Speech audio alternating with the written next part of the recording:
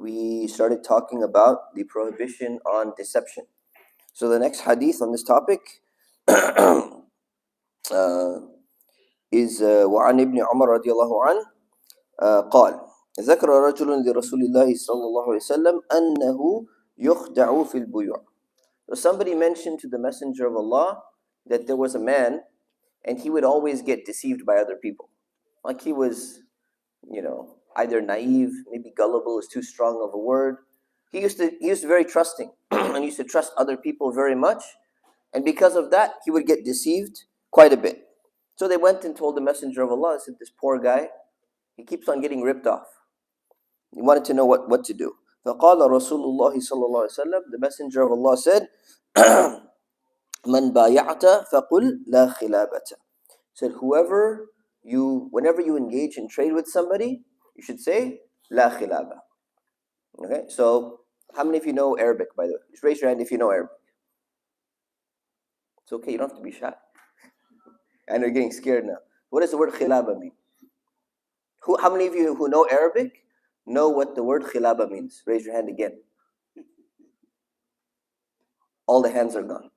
So nobody knows.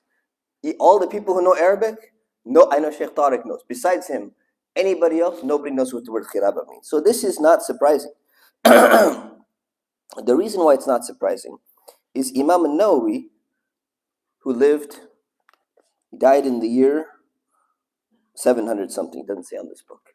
He died about 700 years ago. And everybody in his area spoke Arabic.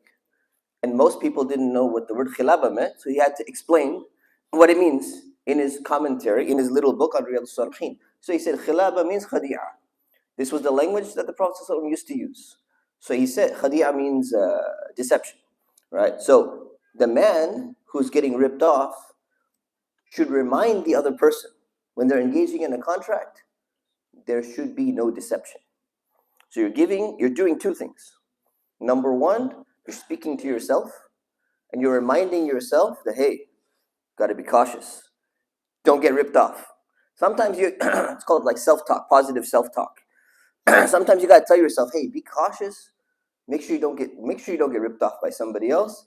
But you even say it out loud. So when you say things to yourself, it actually helps you, internalize that, and you're a little bit more cautious.